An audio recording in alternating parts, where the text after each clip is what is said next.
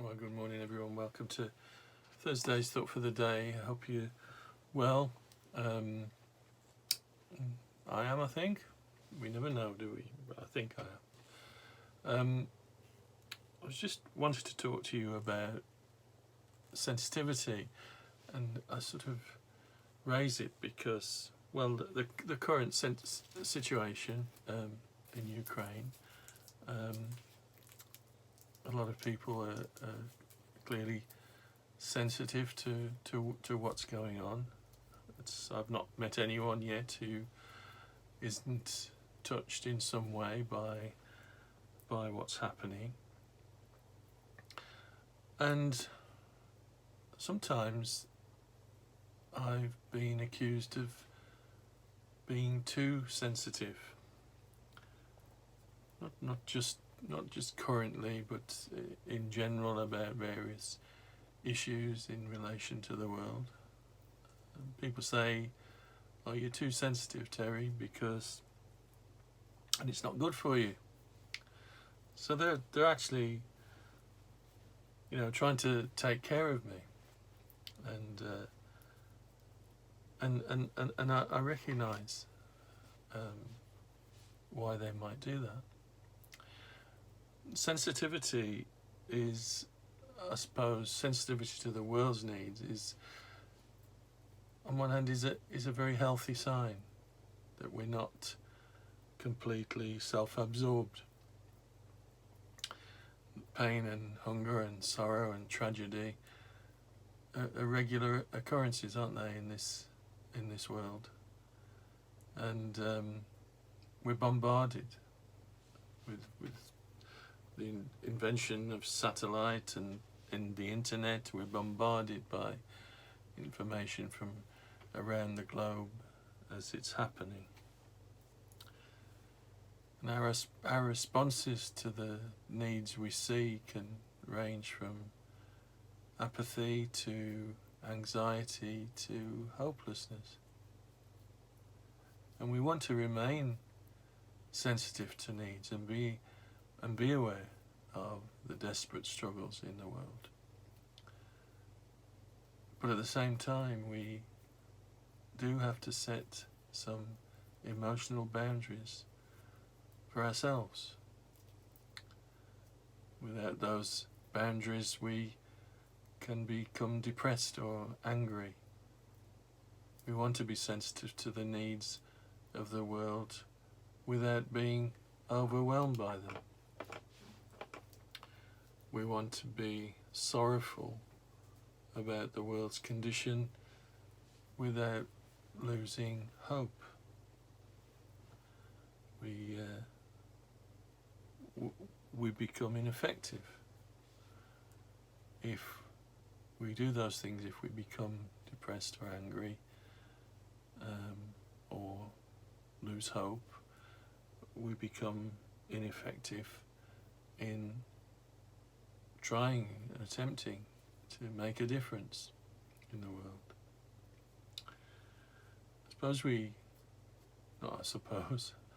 We should look to Jesus as our model, as we should in all aspects of our life.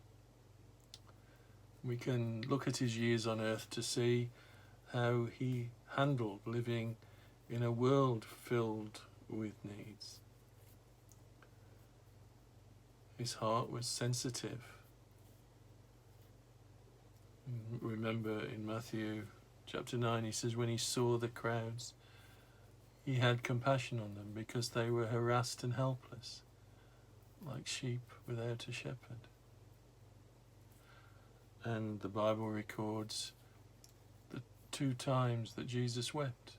He wept over the grave of Lazarus, and he wept over the stubborn sin of Jerusalem. His heart was tender, and seeing the effects of death and sin moved him to tears. Jesus didn't allow himself to be overwhelmed. He saw and understood the enormity of the problem, But he didn't give in to those anxious thoughts or sink into depression. He knew who he was and why he was here. He'd come to the earth on a mission. He was not merely sad about the human condition. He had compassion and he did something about it.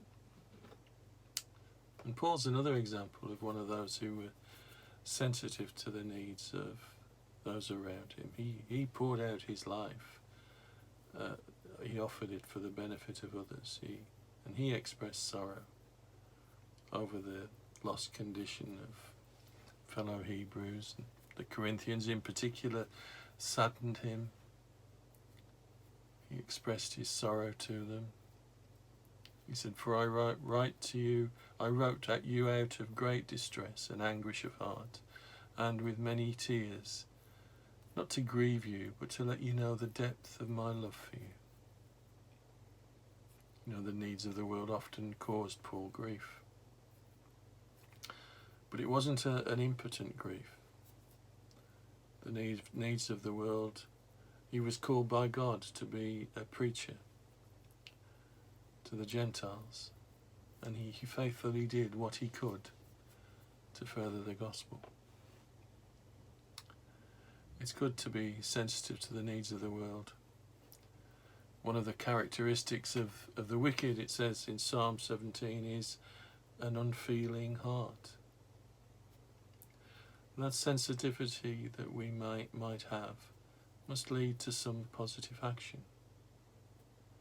The needs of the world, as heavy as they are, can overwhelm us when we remain stuck in our sorrow. We click, don't we, on TV or on the internet through stories of tragedy. We feel an ache in our hearts, but do nothing. Because the needs seem to be so overwhelming. We can't imagine that we can do anything about it. So we do nothing. However, taking action of some kind puts our sorrow to work. Thinking about the current situation where so many people have offered their homes to refugees. So many people are involved in collecting money and provisions, and all around the world people are doing this, and it's just such a wonderful outpouring of people's concern and sensitivity and sorrow.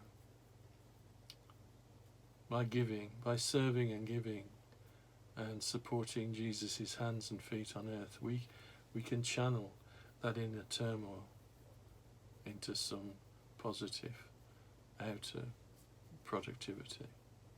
We can't solve the world's problems, but we can help someone. We may not be able to end world hunger, but we can feed one hungry child. We can't single-handedly stop human trafficking, but we can join our resources with thousands of others to rescue some victims. We feel overwhelmed when we don't know what to do. So then when we have an opportunity, let's do good to everyone. It says that in Galatians. We should be sensitive to the needs and then allow our sorrow to propel us to action. It's the inaction. It's the inability to find something positive to do about a situation that causes us that downward spiral into sadness and depression and hopelessness. God doesn't hold us responsible for solving the world's problems, only for being obedient to everything He's placed before us. And when we do that, we can entrust the rest to Him. Amen. You take care of yourself, and speak to you soon. God bless. Bye-bye.